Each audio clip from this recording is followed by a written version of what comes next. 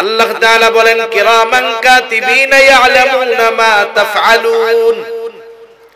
কিরামান কাতিবিন সম্মানিত লেখকদ্বয় জানে তোমরা কি আমল করো। এই যে আমাদের কর্মের ব্যাপারে জানার মাধ্যমে তারা সাক্ষী। শুধু তাই নয়, আল্লাহ তাআলা কোরআনুল কারীমের মধ্যে জানায় দেন আমরা যেই অঙ্গ প্রত্যঙ্গ দিয়ে কর্ম সম্পাদন করি, এই অঙ্গ প্রত্যঙ্গ গুলাও কিয়ামতের ময়দানে আমার কর্মের ব্যাপারে আল্লাহর সামনে সাক্ষ্য দিয়ে দিবে। স্থান সাক্ষী, সময় সাক্ষী। হাত পা আল্লাহর সাথে কথা বলবে। আল্লাহ তাআলা বলেন আল ইয়াউমা নাখতিমু আলা আফওয়াহিহিম ওয়া তুকাল্লিমুনা আইদিহিম ওয়া তাশহাদু আরজুলুহুম বিমা কানু ইয়াকসিবুন। আল্লাহ তাআলা বলেন আজকের এই দিন অর্থাৎ কিয়ামতের দিন, নাখতিমু আলা আফওয়াহিহিম, আমি মানুষের মুখের উপরে মোহর মেরে দিব। ওয়া তুকাল্লিমুনা আইদিহিম, আমার সাথে কথা বলবে তাদের হাত। ওয়া তাশহাদু আরজুলুহুম, সাক্ষী দিবে তাদের পা। বিমা কানু ইয়াকসিবুন, এই হাত পা দিয়ে তারা কি উপার্জন করেছে। শুধু হাত পা সাক্ষী দিবে তা নয়, আল্লাহ তাআলা আরেক জায়গায় বলেন শাহিদা আলাইহিম সামউহুম ওয়া আবসারুহুম ওয়া জুলুদুহুম বিমা কানু ইয়ামালুন। আল্লাহ তাআলা বলেন সাক্ষী দিবে তাদের কান, সাক্ষী দিবে তাদের চোখ, সাক্ষী দিবে তাদের চামড়া। সেই দিন এই জিহ্বা কথা বলবে, কান কথা বলবে, চোখ কথা বলবে। দুনিয়ার মধ্যে 60, 70, 80 বছরের জিন্দেগি, চোখ দিয়ে কত গুনাহ করা হলো, কান দিয়ে কত গান শ্রবণ করা হলো, হাত দিয়ে কত অন্যায় করা হলো, জবান দিয়ে কত কথা বলা হলো।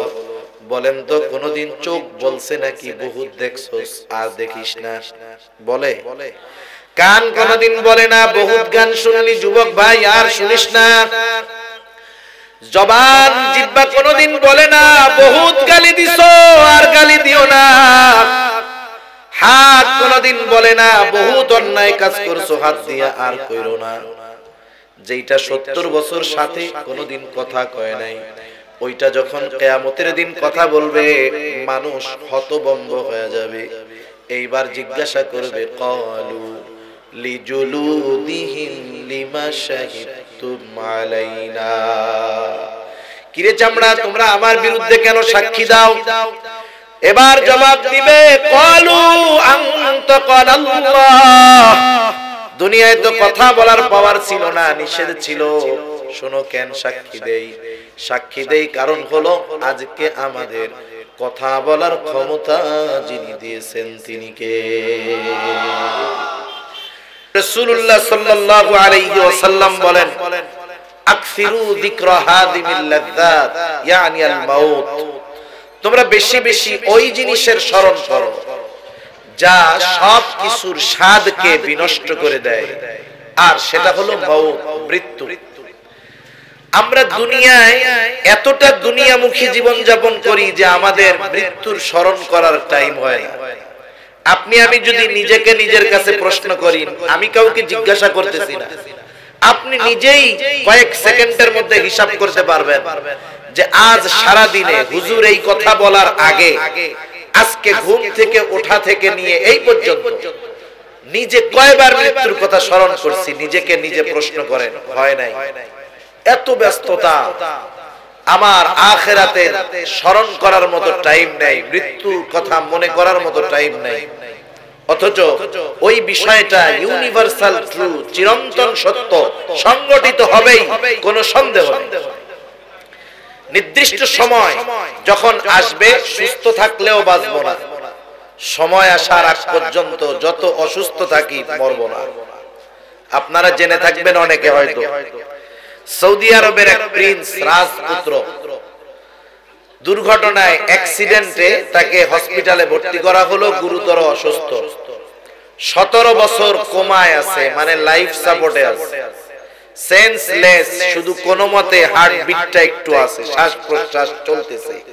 17 বছর না চোখ খুলছে একবার, না একবার মুখ দিয়ে একটা শব্দ উচ্চারণ করছে, না কিছু একটু নড়াচড়া করতে পারছে। 17 বছর একভাবে কোমায় লাইফ সাপোর্টে লাগানো, এখনো মরে নাই। আবার কতজন দেখলাম সুস্থ মানুষ। এই তো মনে হয় গত বছর নাকি এক মাহফিলে গেছে, আমার আগে পটিয়া মাদ্রাসার একজন মুহাদ্দিস আলোচনা করতেছিলেন মাগরিবের পরে। এক আল্লাহর বান্দা সামনে বসে ওয়াজ শুনতেছে, কথা শুনতেছে, জবাবও দিচ্ছে। বয়ান শেষ হওয়ার 5 মিনিট আগে বুকে ব্যথা উঠছে, 2 মিনিটের মধ্যে দুনিয়া থেকে চলে গেছে। সুস্থ মানুষ, লোকটা তো অসুস্থ না, মাহফিলে আসছে, কথা শুনতেছে, বোঝা যাচ্ছে সুস্থ, 2 মিনিটে দুনিয়া থেকে চলে গেছে। কারণ কি? হায়াত শেষ। সেজন্য মৃত্যু বার্ধক্যকালে আসে, বিষয়টা এমন নয়। বরং বর্তমান সমীকরণ হলো যে তরুণ এবং যুবকদের সংখ্যা বৃদ্ধদের চাইতে মৃত্যুর হার তাদের বেশি, মৃত্যুর হার তাদের বেশি। অথচ আমরা অপেক্ষা করতেছি কখন আমার দাড়ি পাকবে, কখন আমার চুল পাকবে, কখন বিবাহ শাদী করব, রিটায়ারমেন্টে যাব, এরপরেই না আজরাইল আসবে। আসার আগে 2-3 বার মিস কল দিবে, এমন নাকি? এমন নয়। যখন সময় আসবে এক মুহূর্ত দুনিয়ায় থাকা যাবে না। নির্ধারিত সময়ের এক মুহূর্ত আগেও মালাকুল মউত আসবে না, এক মুহূর্ত বিলম্বও করবে না। আল্লাহ তাআলা বলেন, ফাইযা জাআ আজালুহুম লা ইস্তাখিরুনা সাআতান ওয়া লা ইস্তাকদিমুন। আল্লাহ রাব্বুল আলামিন বলেন, নির্ধারিত সময় যখন হাজির হয়ে যাবে, এর এক মুহূর্ত আগেও মৃত্যু আসবে না, এক মুহূর্ত বিলম্ব হবে না। যথা সময়ে মালাকুল মউত আমার আপনার কাছে হাজির হয়ে যাবে। মালাকুল মউত আমার আপনার প্রাণ হরণ করে নিয়ে যাবে, কারণ মেয়াদ শেষ। আমাদের অঞ্চলগুলোতে যখন কোনো মানুষ মারা যায়, মারা যাওয়ার পর মাইকের মধ্যে তার মৃত্যু সংবাদ প্রচার করা হয়। বলা হয় অমুক এলাকার অমুক আজ বিকাল 5 ঘটিকার সময় ইন্তেকাল করিয়াছে, আগামী দিন অমুক সময় অমুক জায়গায় তার জানাজা হবে। এই যে শব্দটা বলে ইন্তেকাল করিয়াছে, এটা হলো আরবি শব্দ। এর অর্থ হলো স্থানান্তরিত হওয়া, অর্থাৎ সে মৃত্যুর মাধ্যমে চূড়ান্তভাবে শেষ হয়ে গেছে। বিষয়টা এমন নয়, বরং সে এক জগতে ছিল, ওই জগৎ থেকে নতুন আর এক জগতের বাসিন্দা সে হয়ে গেছে। কারণ আমাদের মূল হলো আমাদের রূহ, এটাই আমাদের আসল। যখন দেহ থেকে রূহটা বের হয়ে যায়, যেই শরীরের এত যত্ন, যেই শরীরের জন্য কত মায়া, কত মোহাব্বত, ওইটার কোনো দাম থাকে না। আপনারা হয়তো অনেকে এখানে আসছেন, মাহফিল শুনতেছেন, বাসার থেকে হয়তো জানে আপনি মাহফিল শেষ করে, দোয়া শেষ করে এরপরে যাবেন। হয়তো মধ্যরাত 12টা বেজে যাবে। হয়তো আপনার স্ত্রী, আপনার সন্তান, আপনার বোন আপনার জন্য আপনার বিছানাটা তৈরি করে রাখছে, কম্বলটা বিছায়া রাখছে, বিছানাটাকে ঝাড়ু দিয়ে রাখছে। আল্লাহ না করুন এখান থেকে যদি এমন হয়, ওই ব্যক্তি যদি এই জায়গাটাতে মারা যায়, বলেন তো আপনার স্ত্রী, আপনার সন্তান, আপনার মা এ কথা বলবে নাকি যে ওর জন্য বিছানাটা তৈরি করে রাখছিলাম, আজকে একটা রাত মারা গেছে, তাতে কি দেহটা নিয়ে আসো, কম্বলের তলে রাতভর শুয়ায়া রাখি, রাখবে নাকি? আপনার যদি বাসা 2 তলায় হয়, লাশটা উঠাবে না। 1 তলায়ও যদি হয়, লাশটা ভেতরে ঢুকাবে না। ওই মসজিদ থেকে খাটিয়া এনে সবাই বিছানায় রাতের বেলা কম্বল গায়ে দিয়ে ঘুমাবে। আপনার আমার দেহটাকে ওই লাশের খাটিয়ার উপরে রাইখা ঘরের সামনে শোয়া রাখবে। এত মোহাব্বতের সম্পদ, মোহাব্বতের সন্তান, যেই চেহারা দেখলে বাবা মা খুশি হয়ে যাইতো, যেই চেহারা দেখলে সন্তান খুশি হয়ে যাইত, ওই চেহারাটাকে শেষবারের মতো ঘরের মধ্যে ঢুকতে দিবে না। এটাই বাস্তবতা, এটাই সত্য কথা। তাহলে ওই যে মানুষ যখন মারা যায়, তার দেহের মধ্যে শুধু রূহটা থাকে না, এজন্যই বলা হয় লাশ, লা শাইউন ফি, যার মধ্যে কিছু নাই। তাহলে আমার আপনার মূল হলো, আসল হলো রূহ। ওই রূহ এতকাল দুনিয়ার জগতে ছিল, স্থানান্তর হয়ে নতুন আরেক জগতে চলে গেছে। সেই জগতের নাম হলো আলমে বরজাখ। আমাদের সকলকে আলমে বরজাখের বাসিন্দা হওয়া লাগবে। প্রত্যেককেই হতে হবে আলমে বরজাখের বাসিন্দা। এই পৃথিবী একদিন শেষ হয়ে যাবে, এই পৃথিবী থাকবে না, ধ্বংস হবে, মহাপ্রলয় ঘটবে। মানুষের এই দুনিয়ায় অবস্থান শেষ হবে সিংহায় ফুৎকারের মাধ্যমে। আল্লাহ তাআলা কোরআনুল কারীমের মধ্যে বলেন, ওয়ানুফিখা ফিস-সূরি ফাসাইকা মান ফিস-সামাওয়াতি ওয়া মান ফিল-আরদ ইল্লা মান শাআল্লাহ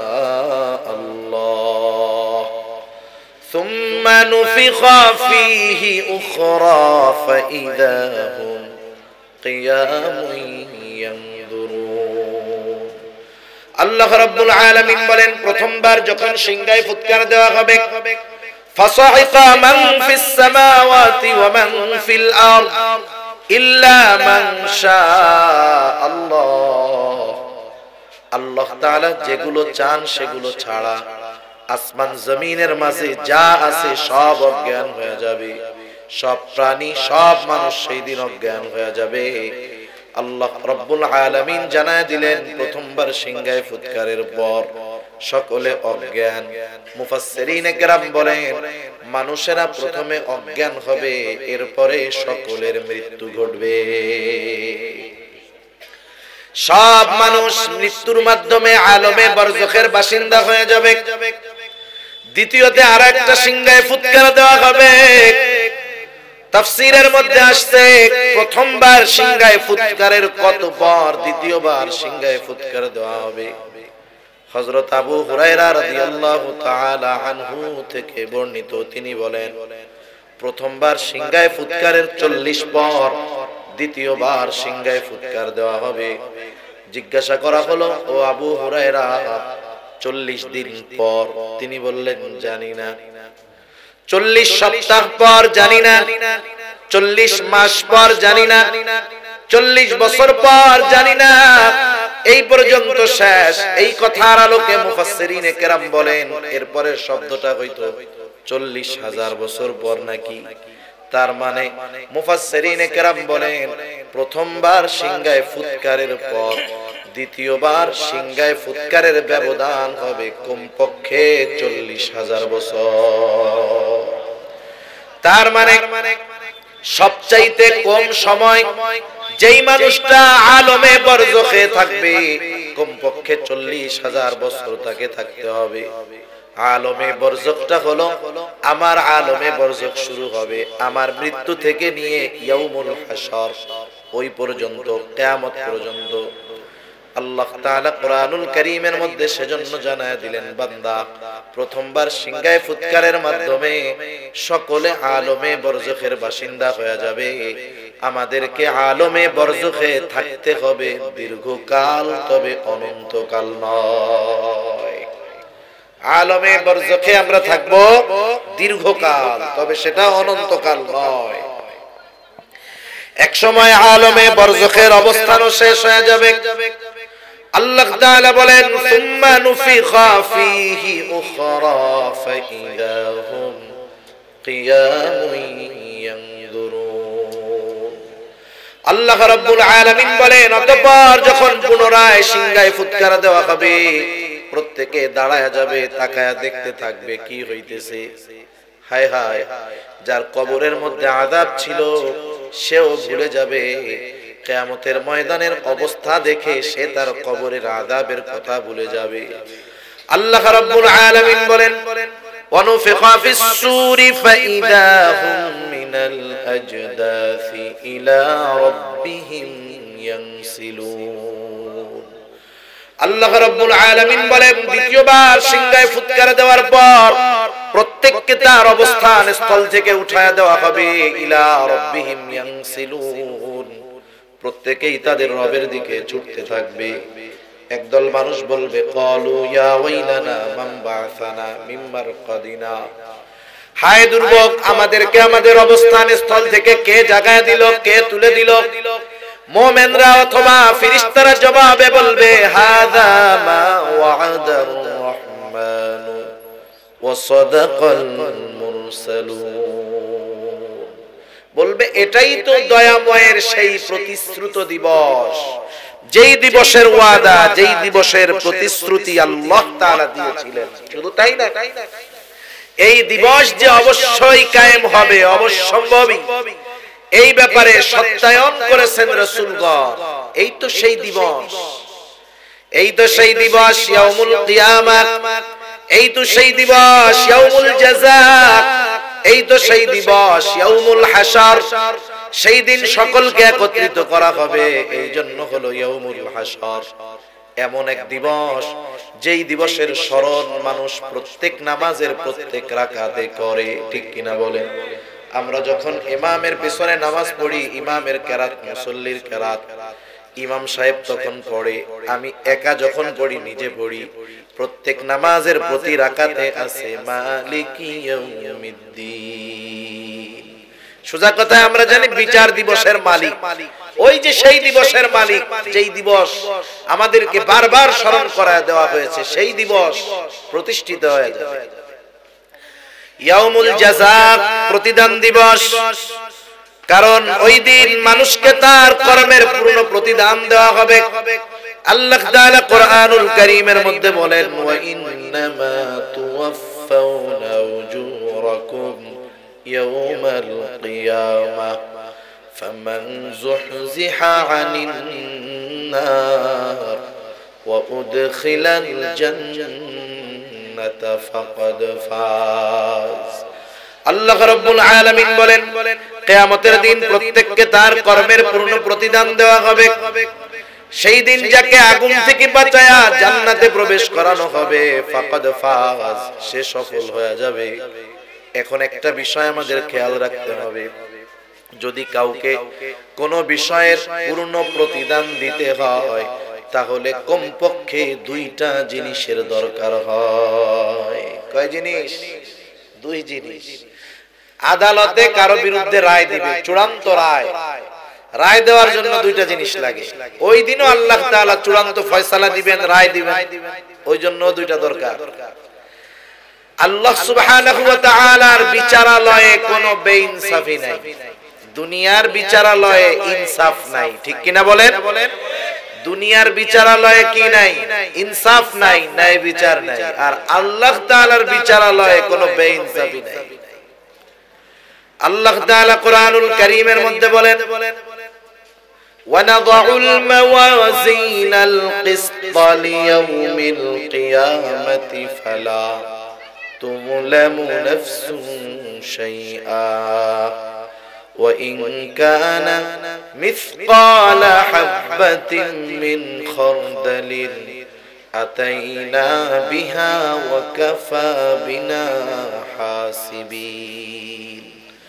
আল্লাহ রাব্বুল আলামিন বলেন আমি কিয়ামতের দিন ন্যায় বিচারের আদালত কায়েম করব। ফালা তুযলামু নাফসুন শাইআ, সেই দিন কারো প্রতি ন্যূনতম কোনো জুলুম হবে না, অবিচার হবে না। ওয়া ইন কানা মিসকালা হাববাতিন মিন খারদালিন, আল্লাহ তাআলা বলেন কেউ যদি দুনিয়াতে সরিষা দানা পরিমাণ কোনো আমল করে, আতাইনা বিহা, ওইটাকেও আমি হাজির করব। শুধু হাজির করব তা নয়, আমি হিসাবও নিব। এত মানুষের হিসাব আল্লাহ কেমনে নেবেন? আল্লাহ তাআলাই বলেন কাফা বিনা হাসিবিন, হিসাব নেওয়ার জন্য আমি আল্লাহ যথেষ্ট। সুবহানাল্লাহ। ওই দিন আল্লাহ তাআলা মানুষকে তার কর্মের পূর্ণ প্রতিদান দিবেন। মানুষকে যদি তার কর্মের পূর্ণ প্রতিদান দিতে হয় দুইটা জিনিস দরকার। এক নম্বর দরকার তার কর্মের ব্যাপারে নির্ভেজাল সাক্ষী, সাক্ষ্যটা হতে হবে সত্য সাক্ষ্য। আপনি খোঁজ নিয়ে দেখেন দুনিয়ার মধ্যে যারা জুলুমের শিকার অধিকাংশ তাদের বিরুদ্ধে মিথ্যা সাক্ষী আছে, ঠিক কিনা বলেন? খোঁজ নিয়ে দেখেন মিথ্যা সাক্ষী আছে। কিন্তু আল্লাহ তাআলা এমন কিছু সাক্ষী প্রস্তুত করে রাখছেন যারা মিথ্যা সাক্ষী দিবে না। দুনিয়ায় অনেক সময় মানুষকে হুমকি ধামকি টাকা পয়সার লোভ দিয়ে মিথ্যা সাক্ষ্য দেওয়ানো যায়, কিন্তু আল্লাহ তাআলা এমন সাক্ষী প্রস্তুত করে রাখছেন মিথ্যা বলবে না। এক নাম্বার সাক্ষী, আমরা দুনিয়াতে যত কর্ম করি, একা করি, সম্মিলিতভাবে করি, রাতে করি, দিনে করি, ঘরে করি, বাহিরে করি, নির্জন প্রান্তরে করি, আমার ঘরের দরজা আটকায় লাগায় আমি যেই কাজগুলো করি, ভালো হোক মন্দ হোক, বলেন তো সর্বক্ষণ আমার আপনার কর্মের ব্যাপারে সবচাইতে বড় প্রত্যক্ষদর্শী সাক্ষী কে? আরো জোরে বলেন না কে? এজন্য আল্লাহ তাআলা বলেন, বান্দা কাফা বিল্লাহি শাহিদা, সাক্ষী হিসাবে যথেষ্ট কে? ওই রকম সাক্ষী থাকতে আর কোন সাক্ষীর দরকার আছে? আর কোন সাক্ষীর দরকার নাই। এরপরেও আল্লাহ তাআলা আরো সাক্ষী রাখছেন। আল্লাহ রাব্বুল আলামিন আমাদের প্রত্যেকের সাথে ফেরেশতা নিযুক্ত করে রাখছেন। আছেনি দুই একজন? না হুজুর, আমাদের সাথে ফেরেশতা টেরেশতা নাই। সবার সাথে আছে তো? দেখা যায়, দেখা যায়। আল্লাহ তাআলা বলেন, কিরামান কাতিবিনা ইয়ালামুনা মা তাফআলুন।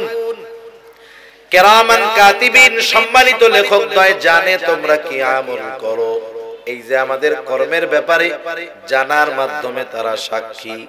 শুধু তাই নয়, আল্লাহ তাআলা কোরআনুল কারীমের মধ্যে জানায় দেন, আমরা যেই অঙ্গ প্রত্যঙ্গ দিয়ে কর্ম সম্পাদন করি, এই অঙ্গ প্রত্যঙ্গ গুলাও কিয়ামতের ময়দানে আমার কর্মের ব্যাপারে আল্লাহর সামনে সাক্ষ্য দিয়ে দিবে।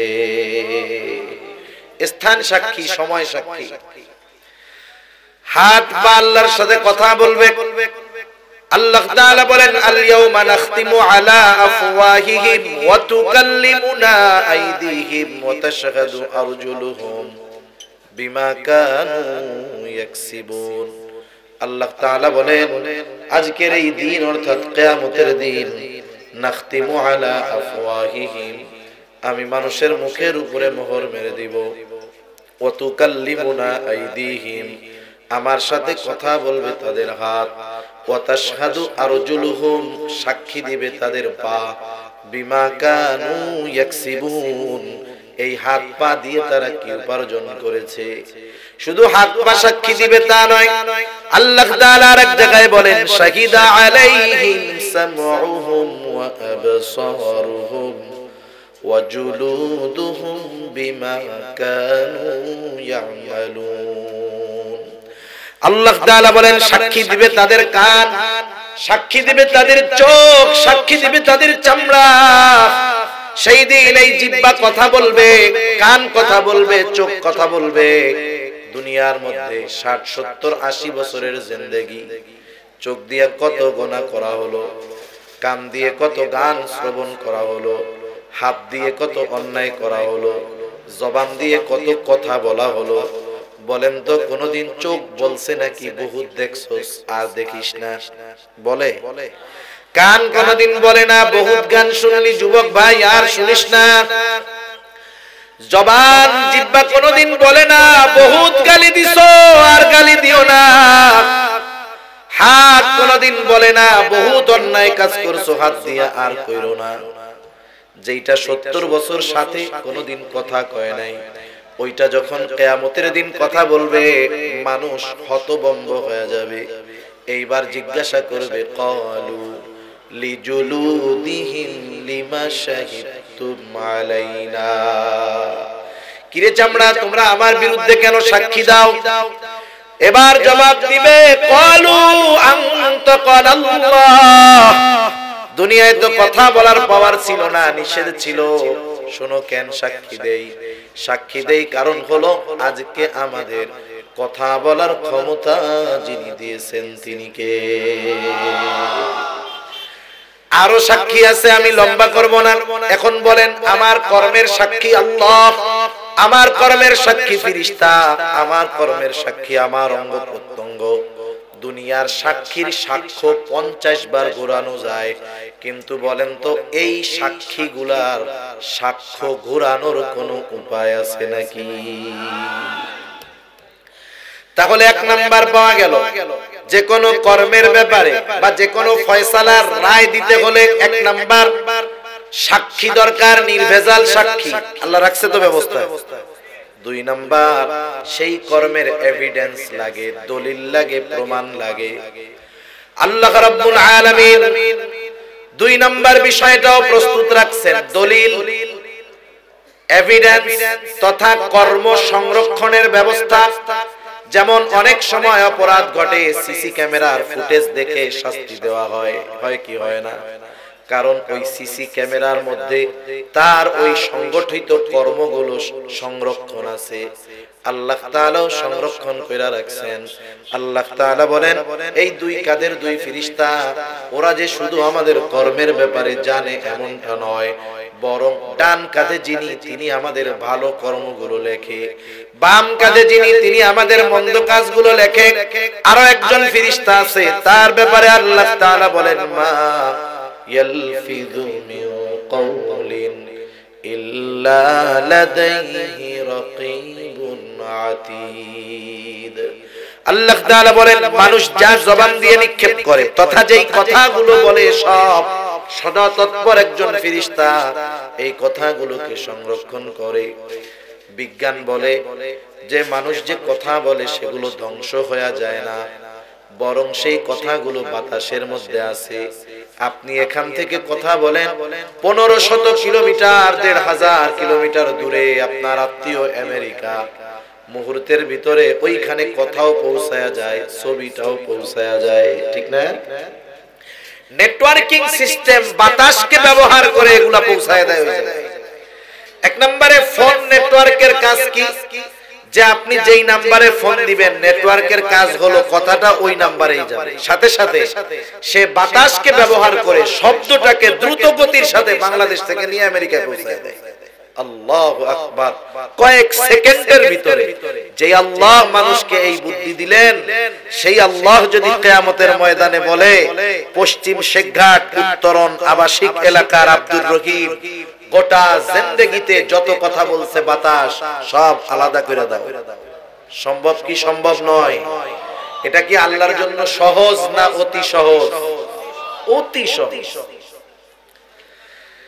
তাহলে চিন্তা করে দেখেন, আমাদের কথা সংরক্ষণ হচ্ছে, রেকর্ড হচ্ছে, আমাদের কর্মগুলো লিপিবদ্ধ হচ্ছে, ফাইল আকারে সব প্রস্তুত। ওই যে ইয়াউমুল হাসর, যেই দিন সবাইকে একত্রিত করা হবে, সেই দিন প্রত্যেককে তার কর্মের ফাইল, আমলনামা প্রত্যেকের কাছে পৌঁছায়া দিবেন কে? আমলনামাগুলো ছেড়ে দেওয়া হবে। দুনিয়ায় যে আমল করছি ওই যে লেখা সংরক্ষণ এভিডেন্স আছে না, অনেক সময় কয় না এই যে তোমার দলিল পত্র সব আছে, মেসেজ একটা দিয়া কয় দেখ এটি কিন্তু আমার কাছে আছে, কয় না এরকম ব্ল্যাকমেইল করে না?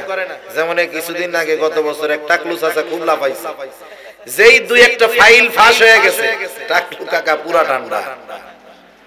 হায় হায়, চিন্তা করে দেখেন, আল্লাহ তাআলা এরকম রেডি রাখছে, আমলনামা পৌঁছায়া দিবে, প্রত্যেকের হাতে চলে যাবে আমলনামা, কারো ডান হাতে কারো বাম হাতে। এখন তো দুনিয়ায় মন চাইলে ডান হাত দিয়াও চা খাওয়া যায়, বাম হাত দিয়াও খাওয়া যায়, খায় না? বাম হাত দিয়া মুসলমানের সন্তান খাওয়া যাবে না? এই দুই একজনকে দেখলাম তো আসার সময়, এই জন্য কইলাম আল্লাহ ডাইন হাতটা ভালো রাখছে, ওই কাজে ব্যবহার করে, নাইলে কোন দিন আল্লাহ এই হাত পুঙ্গু বানাই দিবে, তখন বাম হাত দিয়া খাওয়াও লাগবে, চলাও লাগবে, সুসুও দেওয়া লাগবে। সুসু বুঝেন? মানে যে হাত দিয়ে সুসু দিবেন ওই হাত দিয়ে আল্লাহ খাওয়াইবে। সেই জন্য ডান হাত ঠিক আছে, ওই ডান হাত দিয়েই চাটা খান, পানিটা খান। মন চাইলেই ডান হাতে আমলনামা নেওয়া যাবে না, মন চাইলেই বাম হাতে নেওয়া যাবে না। কে ডান হাতে পাবে কে বাম হাতে পাবে, তার কর্মই সেটার ফয়সালা দিয়ে দিবে। আল্লাহ তাআলা জানায় দেন, কারো আমলনামা ডান হাতে যাবে, যে ডান হাতে যাবে ডানপন্থী, সে তো আনন্দিত হয়ে যাবে। একটা সময় আমরা যখন স্কুলে পড়েছি, আমাদের সময় সিস্টেম ছিল, পরীক্ষার রেজাল্ট যখন দেওয়া হতো শুধু সংখ্যা বা নাম্বার জানায় দেওয়া হতো না, আমাদেরকে পুরা খাতাটাই দিয়ে দেওয়া হতো। খাতা দিয়ে বলতো ধরো দেখো কি লেখছো, কোথায় কোথায় ভুল করছো। আবার বলতো এই খাতা আগামীকাল জমা দিবা, বাড়িতে নিয়ে আব্বা আম্মা সবাইকে দেখাবা, সিগনেচার করে আনবা। এখন বলেন খাতা দেওয়ার পরে যে অঙ্কে 95 পাইতো 100-র মধ্যে, খুশি হইতো নাকি বেজার হইতো? খুশির ঠেলায় বন্ধুদেরকে খাতা দেখাইতো আর বলতো দেখ সবগুলা রাইট, সবগুলা রাইট, কত ভালো করছি দেখছস।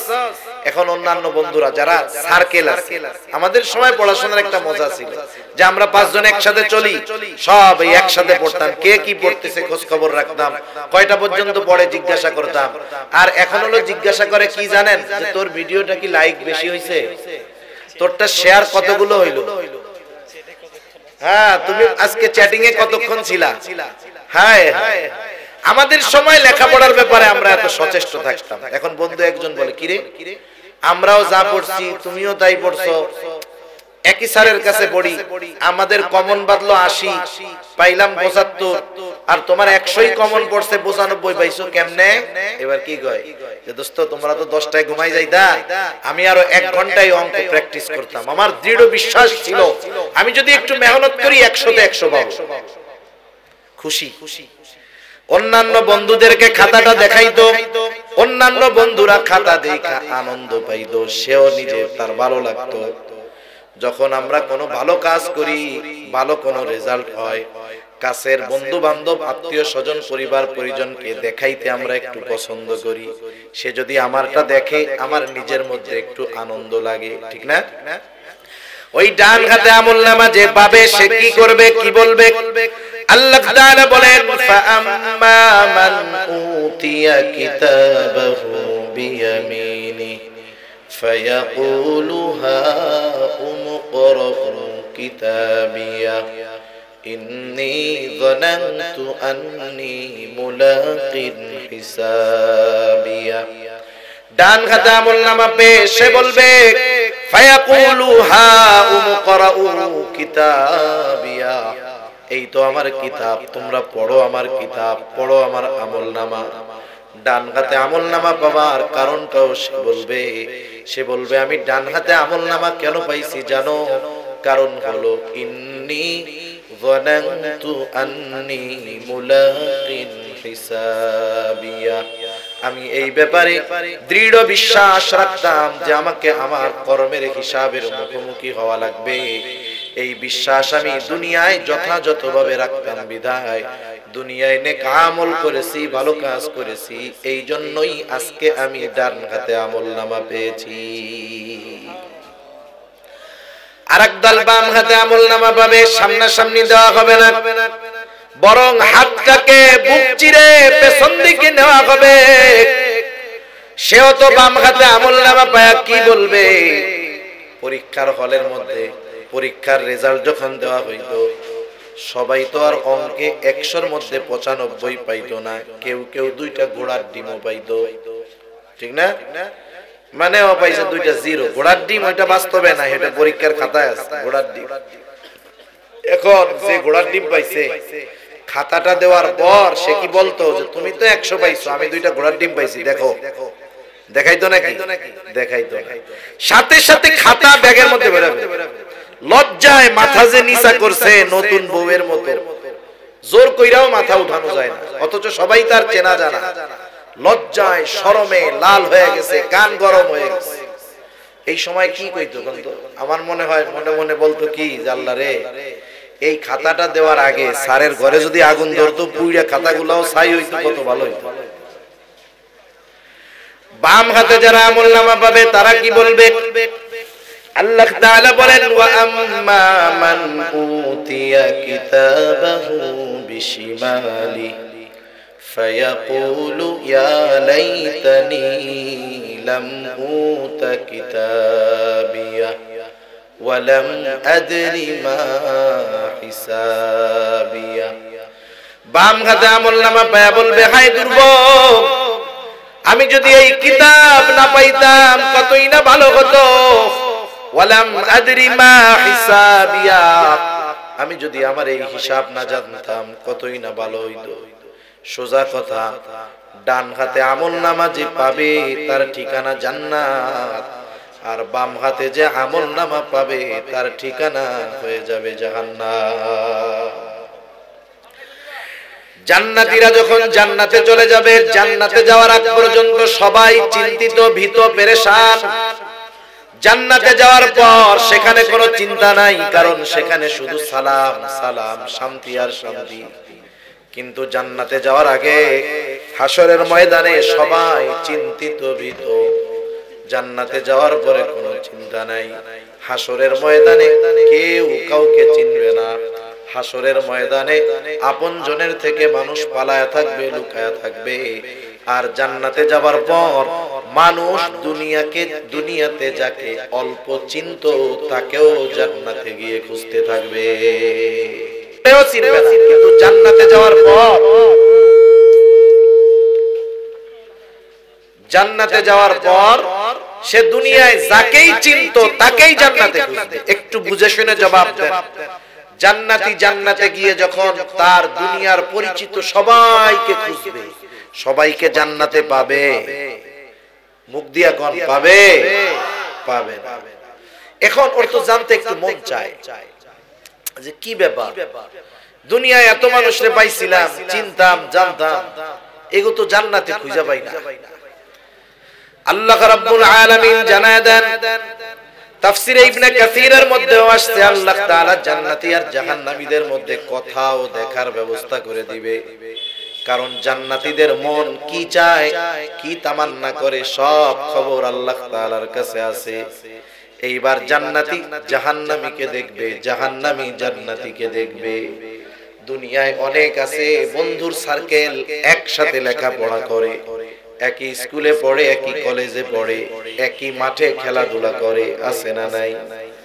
এক বন্ধু জান্নাতি হবে, আর এক বন্ধু হয়তো জাহান্নামী হবে। জান্নাতি বন্ধু যখন তাকায় দেখবে জাহান্নামের মধ্যে ওই যে তার দুনিয়ার খেলার সাথে আগুনে পুড়তেছে, এইবার সে আল্লাহ তাআলার প্রতি কৃতজ্ঞতার মাত্রা বাড়ায়া দিবে। সে বলবে, আল্লাহ, আপনি যদি আমার প্রতি দয়া না করতেন, আমার প্রতি যদি মেহেরবানি না করতেন, হয়তো আজকে আমাকেও ওর সাথে জাহান্নামের শাস্তি ভোগ করা লাগতো।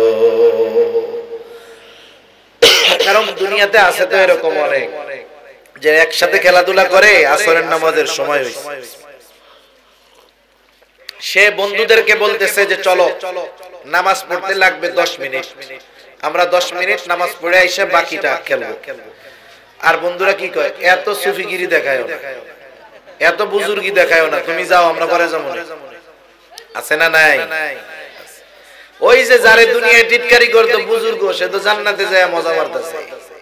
ওই যে জাহান্নামী বন্ধুরে দেখা তখন ওই যে মনে পড়বে, হায় রে, ওই দিন যদি ওদের প্ররোচনায় পড়ে আমি ব্যাটিং এর মধ্যে ছিলাম, নামাজে গেছি গা ব্যাট তুইয়া, আমি যদি সেই দিন না যাইতাম তাহলে আজকে ওর সাথে আমারও জাহান্নামে থাকা লাগতো।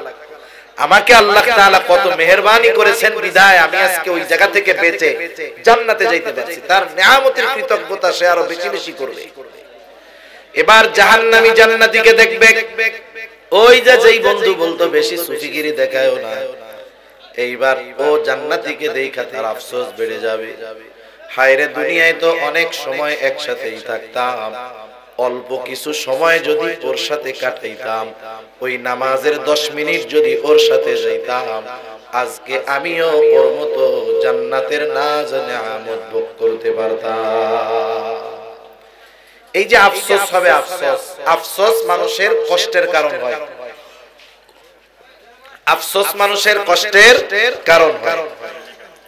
মনে করেন আপনারা মাছ মারছেন, কেউ মাছ মারতে যায় না মানুষ, মনে করেন মাছ মারতে গেলেই কিন্তু মাছ পাওয়া যায় না। একজন সকাল 6টা থেকে 12টা পর্যন্ত নদীর মধ্যে ছিল, মাছ টাছ পায় নাই, চলে আসছে। জিজ্ঞাসা করে, কই গেছিলা? মাছ মারতে গেছিলাম, কিন্তু মাছ পায় নাই। এখন একজন সকাল থেকে নিয়ে দুপুর 12টা পর্যন্ত নদীর মধ্যে আছে, একটা মাছও পায় নাই। এখন চলে আসবে বাপ, এই 6 ঘন্টা যে পরিশ্রম করছে তার কষ্ট হইছে কি হয় নাই? কষ্ট হইছে না? কষ্ট হইছে। এখন চলে আসবে, এই সময় বিশাল বড় 20 কেজি ওজনের একটা বোয়াল মাছ ধরা পড়ছে। সিলেটের বোয়াল মাছ এমনিই যে মজা, সুরমা নদীর বোয়াল মাছ মজা, হ্যাঁ। এখন মাছ বড় যত, মাছেরও কিন্তু গায়ে অনেক শক্তি আছে। এখন এত বড় মাছ আগে কেউ পায় নাই, এটা দেখে ওর খুশি লাগবে? লাগবে না? এই যে আগে যে 6 ঘন্টা যে কষ্ট হয়েছিল মাছ পায় নাই, কষ্টের কথা মনে আছে? মাছটা উঠাইছে উপরে, উপরে আসতে গেছে, উপরে আসার আগেই মাছটা একটা ঝাঁকি দিয়ে ওর হাত থেকে ছুটে আবার পানির মধ্যে চলে গেছে। কি বলবে? আর আমাদের অঞ্চলের ভাষায় এরকম হইলে বলবে আরে কয়েক সেকেন্ডের বিষয়, হয়তো 20 সেকেন্ড বা 30 সেকেন্ডের মধ্যে ঘটনাটা ঘটছে, একেবারে অল্প সময়। মনে করেন এই নদীর এই কাছাকাছি ঘটছিল ঘটনাটা। 15 বছর বয়স ছিল লোকটার, 80 বছর বয়সে নাতিকে নিয়ে যখন ওই জায়গায় যাবে, ওই যে 30 সেকেন্ডের ঘটনা বলে নাই কিন্তু, নাতিরে বলবে আরে নাতি সে কি এই বল রে, 30 কেজি ওজনের একটা বল হইব, একটু লেগে ছুটে গেছে রে। দেখেন সারা জিন্দেগিতে অনেক মাছ মারতে গেছে, কোনটা মনে নাই। মনে আছে কতটুকু? মাত্র 30 সেকেন্ডের ঘটনা। কারণ ওইটা তার জীবনের আফসোসের অন্যতম একটা কারণ। একটু ত্রুটির জন্য এত বড় সফলতা তার আসে নাই, এজন্য আফসোস, ওইটা মনে থাকে। ওই জাহান্নামীর আফসোস হবে, তার কষ্টের তীব্রতা অনুভব আরো বেড়ে যাবে। এইবার জান্নাতীর মনের মধ্যে প্রশ্ন, কোন কারণে আমার বন্ধু আত্মীয় স্বজন এই মানুষগুলো জাহান্নামের মধ্যে গেল? আল্লাহ তাআলা কোরআনুল কারীমের মধ্যে জানায় দেন, এইবার জাহান্নামী আর জান্নাতীদের মধ্যে আল্লাহ কথাবার্তার ব্যবস্থা করে দিবে।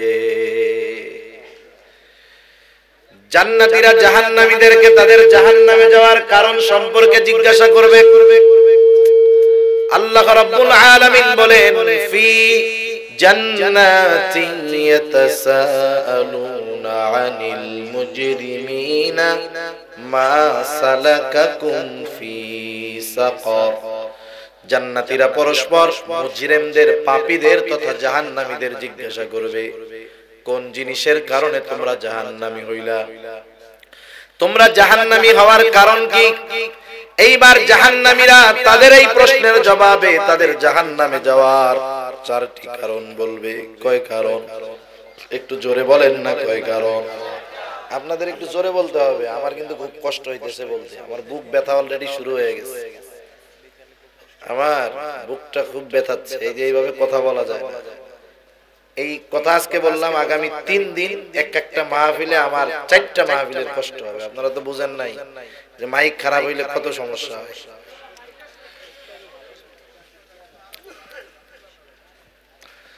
তা যাই হোক, জাহান্নামীরা জাহান্নামে যাওয়ার কয়টা কারণ বলবে? 4 কারণ। 1 নাম্বার, তারা বলবে ক্বালু লাম নাকু মিনাল মুসাল্লিন। 1 নাম্বার কারণ, আমরা মুসল্লি ছিলাম না, মুসল্লি ছিলাম না। মুসল্লি সপ্তাহে একদিন জুমার নামাজে হাজিরা দিলে সে মুসল্লি নয়, বরং মুসল্লি হলো সে 5 ওয়াক্ত নামাজ যথাযথ গুরুত্বের সাথে নিজেও পড়ে, পরিবারের মানুষদেরকে দিয়েও পড়ায়। আর প্রকৃত মুসল্লি যে দুনিয়ার হাজারো ব্যস্ততা, শত ব্যস্ততা তার মধ্যে থাকুক না কেন, তার অন্তর সব সময় নামাজের জন্য চিন্তিত থাকে, তার অন্তর কেমন যেন মসজিদের সাথে লাগোয়া থাকে। প্রকৃত মুসল্লির অন্যতম একটি গুণ হলো এইটা। আর যার মধ্যে এই গুণ আছে যে অন্তর মসজিদের সাথে লেগে থাকে, নবীজি তার ব্যাপারে বলেন, কিয়ামতের দিন আল্লাহ তাআলার আরশের ছায়া ছাড়া কোথাও কোনো ছায়া থাকবে না। সেই দিন সূর্যটা একেবারে নিকটে চলে আসবে, আরশের ছায়া ছাড়া কোথাও কোনো ছায়া থাকবে না। আল্লাহর নবী জানায়া দেন, সেই দিন আল্লাহর আরশের ছায়ায় 7 শ্রেণীর মানুষ স্থান পাবে। কয় শ্রেণীর মানুষ? 7 শ্রেণীর মানুষ স্থান পাবে। নবীজি বলেন, এই 7 শ্রেণীর মানুষের মধ্যে এক শ্রেণী হলো রাজুলুন কলবুহু মুআল্লাকুন বিল মসজিদ। আর এক বর্ণনায় আসছে কলবুহু মুআল্লাকুন ফিল মাসাজিদ, অর্থাৎ ওই ব্যক্তি আরশের ছায়ায় স্থান পাবে যার অন্তর মসজিদের সাথে লাগানো থাকতো। একটু জবাব দিয়ে মুখ খুইলা বলেন তো, যার অন্তর মসজিদের সাথে লাগানো, মানে তার অন্তরে সব সময় নামাজের চিন্তা, মসজিদে যাওয়ার চিন্তা, নামাজের সময় যখন হবে আজানের আওয়াজ তার কানে আসবে, ওই লোকটা নামাজ বাদ দিয়ে দুনিয়ার কাজে লিপ্ত থাকবে নাকি? তার মানে প্রকৃত মুসল্লি যে নামাজের সময় হলে সে নামাজের জন্য চিন্তিত থাকে। আর দুনিয়ার মধ্যে আমাদের কিছু ভুল ধারণা আছে। আমরা চিন্তা করি যে নামাজ, কালাম, হজ, যাকাত, রোজা, শরীয়ত মানলে মনে হয় পরকালের লাভ, দুনিয়ার কোনো লাভ নাই। যারা এই চিন্তা করে, যারা এইটা ভাবে, তাদের এই চিন্তা নিঃসন্দেহে ভুল চিন্তা। কারণ কেউ যদি শরীয়ত অনুযায়ী জীবন যাপন করে, তার আগে লাভ হলো দুনিয়ায়। প্রথমে লাভ কোথায়? দুনিয়ায়। আমি আর 20 মিনিটের মধ্যে শেষ করব ইনশাআল্লাহ, আপনারা কেউ কষ্ট পাবেন না। কারণ অনির্দিষ্ট গন্তব্য কাছে হলেও দূরে মনে হয়। আপনি যে জায়গায় কখনো যান নাই, সেটা যত কাছে হোক প্রথমে দূরে মনে হবে, এরপরে আসার সময় বলবেন না রে এত কাছে। এজন্য আমি তো বলতেছি, কয়টা পর্যন্ত বলবো আপনাদের কারো জানা নাই, সেজন্য জানায় দিলাম। আমি আর সর্বোচ্চ 20 মিনিট ইনশাআল্লাহ। আমরা মনে করি যে শরীয়তের হুকুম আহকাম মানলে শুধু মনে হয় পরকালের লাভ, দুনিয়ার কোনো লাভ নাই। এ চিন্তা ভুল। কেউ যদি দুনিয়ার মধ্যে শরীয়তের হুকুম আহকাম মেনে চলে, আগে লাভ দুনিয়ায়। আগে লাভ কোথায়? দুনিয়ায়। আর যারা নামাজ পড়ে না, নামাজ তো একটা নেক আমল, নামাজের কথাই ধরলেন। যারা নামাজ পড়ে না, বেনামাজ, মুসল্লি না, এরা নামাজ না পড়ার কারণ কি বলেন তো? কারণ কি? এক একজনের এক এক কারণ। মনে করেন অনেক ব্যবসায়ী আছে নামাজ পড়ে না, তার নামাজ না পড়ার কারণ হিসাবে সে তার ব্যবসাকে সামনে তুলে ধরে। আরে ভাই, দোকানদারি, এত ব্যস্ততা, নামাজ পড়ার টাইম নাই। সিএনজি ওয়ালা নামাজ পড়ে না, নামাজ না পড়ার কারণ হিসাবে সে তার কর্ম সিএনজি চালানোকে সামনে তুলে ধরে, যে ব্যস্ততা, যাত্রী থাকে, প্যাসেঞ্জার, নামাজ পড়ার টাইম পায় না। চাকরিজীবী নামাজ পড়ে না, সে কারণ হিসাবে তার চাকরিকে সামনে তুলে ধরে। এইরকম যত বেনামাজি আছে, নামাজ না পড়ার কারণ হিসাবে সে তার কাজকে সামনে তুলে ধরে। ঠিক কিনা বলে? এখন এই যে সিএনজি ওয়ালা সিএনজি চালান, দোকানদার দোকানদারি করেন, চাকরিজীবী চাকরি করেন, কেন করেন? কেন? শখের জন্য না রিজিকের জন্য? জোরে বলেন, কিসের জন্য? রিজিকের জন্য। রিজিক শব্দের অর্থ হলো জীবন উপকরণ, শুধু ভাত চাল ডাল এগুলা না। জীবন পরিচালনার জন্য যা দরকার সব রিজিক। সন্তান উত্তম রিজিক, স্ত্রী উত্তম এক রিজিক। এখন এই জীবন উপকরণের জন্য মানুষ কর্ম করে, আর ওই কর্মের বাহানা দিয়ে নামাজ পড়ে না। এখন এই রিজিক, এই রিজিকের মালিক কে? সামনে থেকে জোরে বলেন, কে? আল্লাহ। এখন রিজিকের মালিক, রিজিক পাওয়ার পদ্ধতি যেটা বললেন, সেই পদ্ধতি বাদ দিয়ে যদি দুনিয়ার মানুষ ব্যবসার মাধ্যমে, চাকরির মাধ্যমে, গাড়ি চালানোর মাধ্যমে রিজিক তালাশ করে, রিজিকের মালিক যদি না দেয়, ব্যবসা কইরা, সিএনজি চালায়া, গাড়ি চালায়া, চাকরি করে রিজিক পাওয়া যাবে? যাবে না। সেজন্য আগে রিজিকের মালিকের কথা শুনতে হবে। রিজিকের মালিক কি বলে? আল্লাহ তাআলা রিজিকের মালিক বলতেছেন, ওয়া'মুর আহলাকা বিস-সালাতি ওয়াসতাবির আলাইহা লা নাসআলুকা রিজকা। রিজিকের মালিক বলে, তুমি তোমার অধীনস্থদেরকে নামাজের আদেশ করো, নিজেও তার উপরে অবিচল থাকো। কারণ মুসল্লি একা হলে হবে না, ঘরের মানুষদেরকেও মুসল্লি বানাতে হবে। নেক আমল একা করলে হবে না, অধীনস্থদেরকেও দিয়েও করাতে হবে। আল্লাহ তাআলা বলেন, ইয়া আইয়ুহাল্লাযীনা আমানু কু আনফুসাকুম ওয়া আহলিকুম নারা। আল্লাহ তাআলা ঈমানদারদেরকে উদ্দেশ্য করে বলেন, হে ঈমানদারেরা, নিজে জাহান্নামের আগুন থেকে বাঁচো, অধীনস্থদেরকেও বাঁচাও। ঈমান আনার মাধ্যমে ইমানদার অনন্তকাল জাহান্নাম থেকে বাঁচলো, তাইলে ক্ষণস্থায়ী জাহান্নামের থেকে বাঁচতে হবে নেক আমলের মাধ্যমে। আল্লাহ তাআলা বললেন ওই নেক আমল একা করলে হবে না, অধীনস্থদেরকে দিয়েও করাতে হবে। আর ঈমানের পরে সবচাইতে গুরুত্বপূর্ণ নেক আমল যেটা, সেটার নাম হলো নামাজ। তাহলে বলেন ওই নামাজ একা পড়লে হবে নাকি ঘরের মানুষদেরকেও নামাজি বানাতে হবে? আল্লাহ তাআলা বলতেছে তুমি মুসল্লি, ঘরের মানুষ মুসল্লি, তুমি নামাজি, ঘরের মানুষ নামাজি। বান্দা চিন্তার কোনো কারণ নাই। লা নাসআলুকা রিজকা, আমি তো তোমাদের কাছে রিজিক চাই না, বরং তুমি যদি নামাজি হও, ঘরের মানুষ যদি নামাজি হয়, মুসল্লি হয়ে যায়, বান্দা চিন্তা কইরো না। নাহনু নারযুকুকা, তুমি তোমার অধীনস্থ লোকজন মুসল্লি হওয়ার কারণে আমি আল্লাহ তোমাকে রিজিক দিয়ে দিব। এখন কোন ব্যবসায়ী ব্যবসা করতেছে রিজিকের জন্য, তাই না? হেতেও নামাজ পড়ে না, ঘরের মানুষও নামাজ পড়ে না, আল্লাহ রিজিক দিব?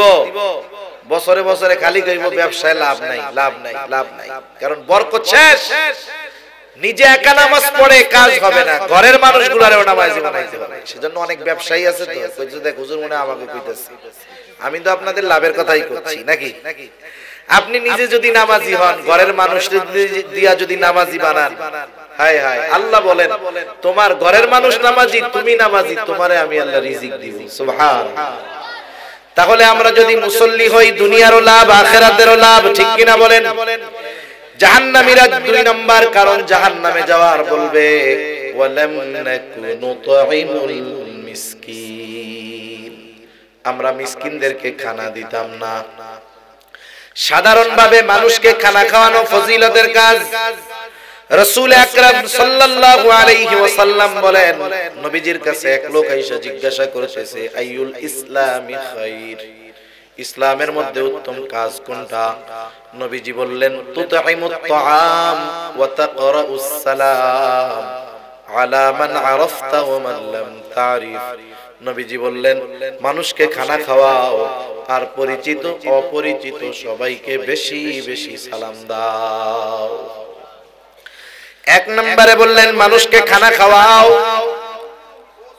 নবীজি কোন স্তর বিন্যাস করেন নাই, ক্লাসিফিকেশন করেন নাই। নবীজি বলেন নাই যে গরিবদের খাওয়াও, ধনীদের খাওয়ানো যাবে না। বরং কেউ যদি আল্লাহর সন্তুষ্টির জন্য ধনী হোক গরিব হোক, পরিচিত হোক অপরিচিত হোক, দেশি হোক বিদেশি হোক, কোন মানুষকে আল্লাহর সন্তুষ্টির জন্য যদি কেউ খানা খাওয়ায়, এই খানা খাওয়ানোর কারণে তার ফজিলত আছে না নাই? তবে শর্ত খানাটা আল্লাহর সন্তুষ্টির জন্য খাওয়াইতে হবে। আপনারা মানুষকে বিবাহের দাওয়াত দেন না? দাওয়াত দেন না? দাওয়াত দিয়া এই যে খাওয়াইতেছি আমরা, এই খাওয়ানোটাও কার জন্য খাওয়াইতে হবে? অনেক অঞ্চলে আছে কিছু খারাপ কাজ, এগুলো ভালো না। দাওয়াত দিয়া খাওয়াইয়া আবার টাকা পয়সাও নেই, টেবিল নিয়ে বসে থাকে, এ কাজ ভালো না, এগুলো মন্দ কাজ। আমরা মানুষকে খানা খাওয়াবো আল্লাহর জন্য, আমরা প্রতিদান চাই আল্লাহর কাছে। সাহাবায়ে কেরামের কর্ম ছিল এটা।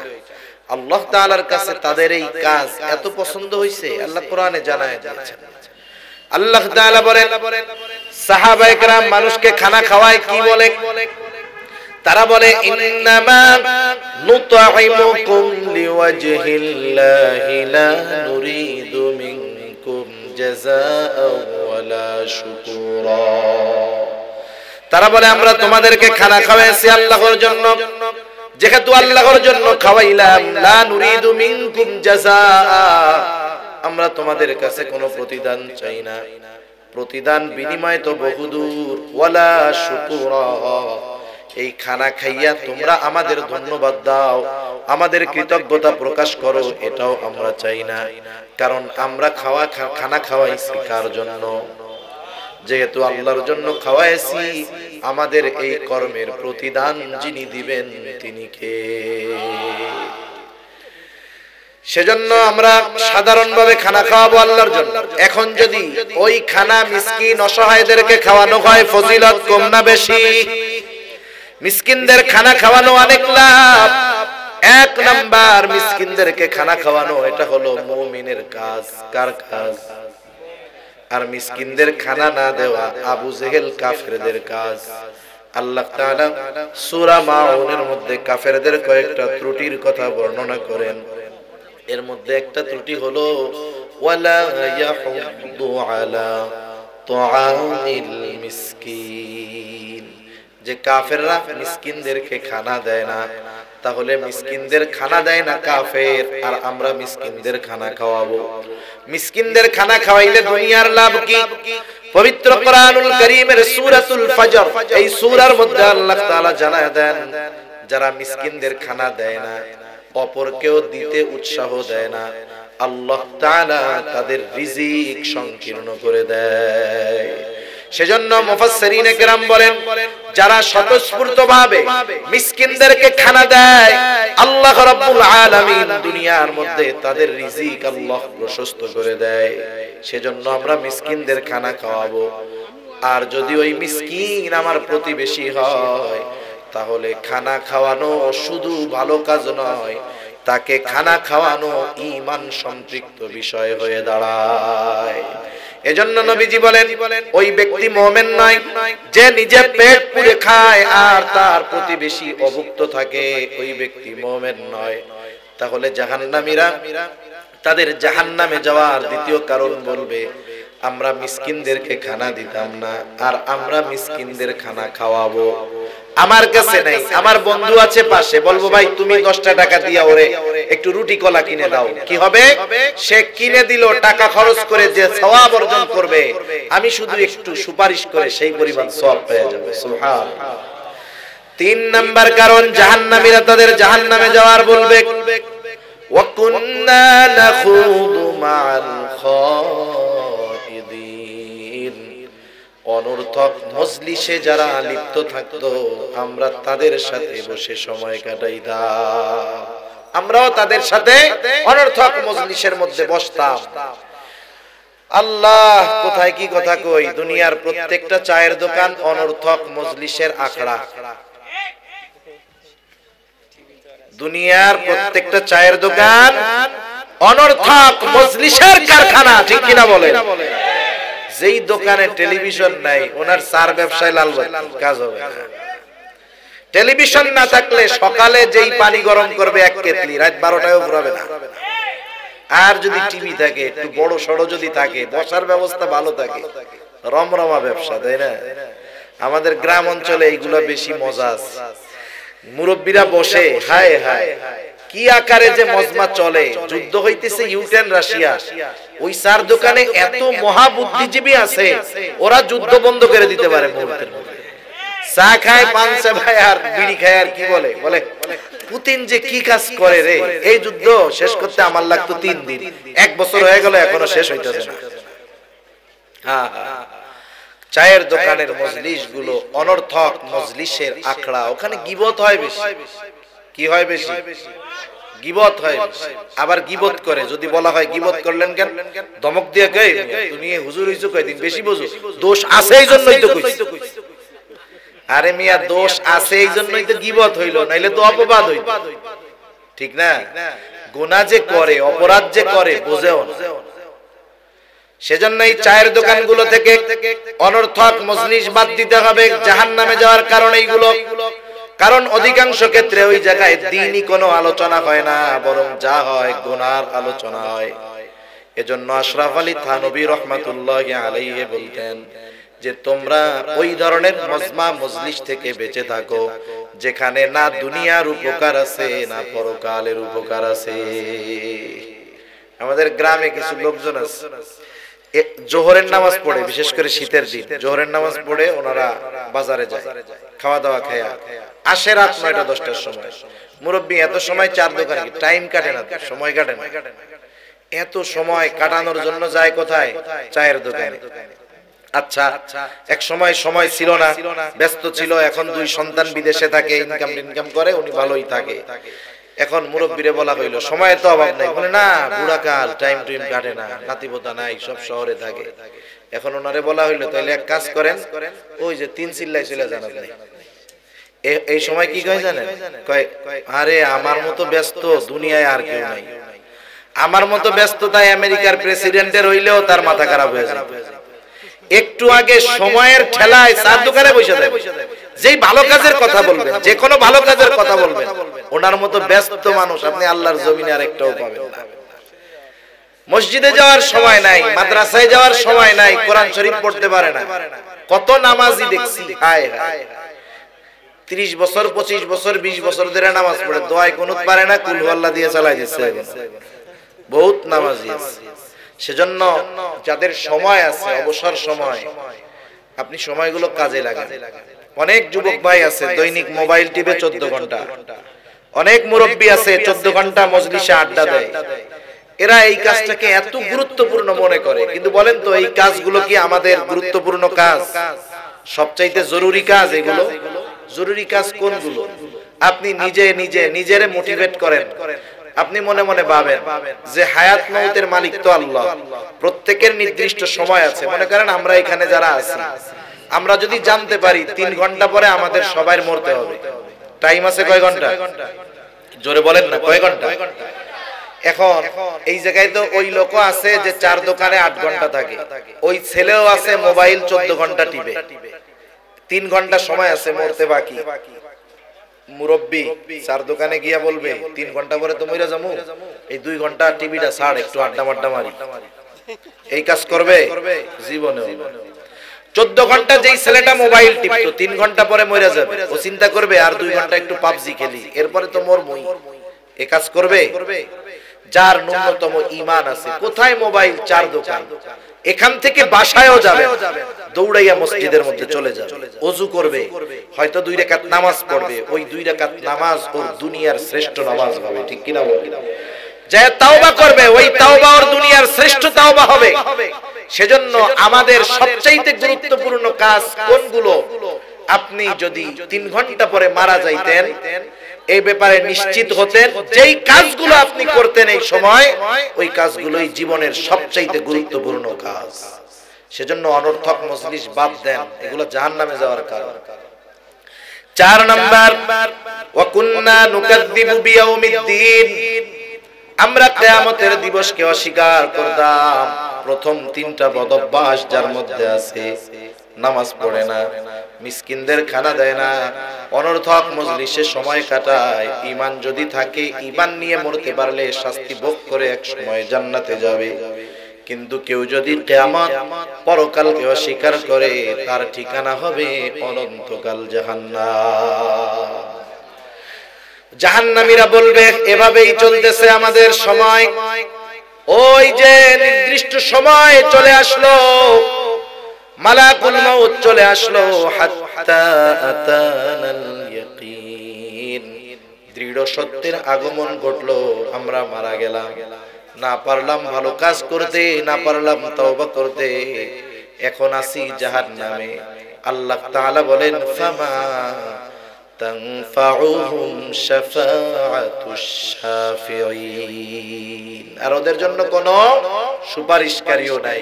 সর্বশেষ যারা দুনিয়ায় বদ আমল করে, ভালো কাজ করে না, নেক কাজ করে না, ওরাও তো মরবে না? ওরা মরার পরে আফসোস করে। কি করে? ওই আফসোস আমরা শুনতে পারি না, কিন্তু শুনে কে? ওরা মরার পরে আফসোস করে। নেক আমল যারা করে তাদের তো আফসোস নাই, যারা দুনিয়ায় ভালো কাজ করে নাই তারা আফসোস করে। আল্লাহ তাআলা সেই জন্য আগের থেকে আমাদেরকে সতর্ক করে দিয়ে বলেন, ওয়া আনফিকু মিম্মা রাযাকনাকুম মিন ক্বাবলি আন ইয়াতিয়া আহাদাকুমুল মাউত। যদিও এখানে শুধু দান সাদকার কথা উল্লেখ আসছে, মুফাসসিরিনে কেরাম বলেন এর দ্বারা উদ্দেশ্য সকল ধরনের ভালো কাজ। আল্লাহ তাআলা বলেন, মৃত্যু আসার পূর্বে তোমাকে যা দেওয়া হয়েছে তা থেকে তুমি ব্যয় করো, মৃত্যু আসার আগে ভালো কাজ করো, দান সাদকা করো, নেক আমল করো, গুনার থেকে বাঁচো। যদি তুমি মৃত্যু আসার পূর্বে এই ভালো কাজগুলো না করো, তাইলে মরার পর তুমি আফসোস করবা। আল্লাহ তাআলা বলেন, ওই লোকগুলা বলবে, ফায়াকুলা রাব্বি লাউলা আখখারতানি ইলা আজালিন করিব, আমাদেরকে যদি আর একটু সময় দেওয়া হতো, একটু সময় যদি দেওয়া হতো, আমার রব একটু যদি সুযোগ দিতেন দুনিয়ায় পুনরায় যাবার, অল্প কিছু সময় যদি দিতেন, فأصدق وأكن من الصالحين, আমরা দান সাদাকা তো করতাম, এত বেশি নেক আমল করতাম যে আমরা সৎ কর্মশীলদের অন্তর্ভুক্ত হয়ে যেতাম। দুনিয়া থেকে ইন্তেকালের পরে যেই সময়ের জন্য আমরা আল্লাহর দরবারে আরজি পেশ করব, আমাদেরকে একটা সেকেন্ডও দুনিয়ায় কামব্যাক করার সুযোগ দেওয়া হবে না। ওই সময়টা তো এখন আছে না নাই? সেজন্য অনুরোধ, উত্তরণ আবাসিক এলাকার ভাইরা যারা শুনতেছেন সবার কাছে অনুরোধ, সময় আছে, এই সময়টা বড় দামি। দামি সময়টা দুনিয়ায় থাকতে থাকতে যদি কাজে না লাগাই, তাহলে এক সময় আফসোস করব, সময়ের মূল্য বুঝে আসবে, কিন্তু করার কিছু থাকবে না। আমাদের সবাইকে কথাগুলো বুঝবার, আমল করবার, বিশেষ করে জাহান্নামীরা যেই কারণে জাহান্নামী, ওই কারণগুলো থেকে আমাদের বেঁচে থাকার তৌফিক আল্লাহ দান করুন। সকলে বলি আমিন। ওয়া আখিরু দাওয়ানা আলহামদুলিল্লাহি রাব্বিল আলামিন।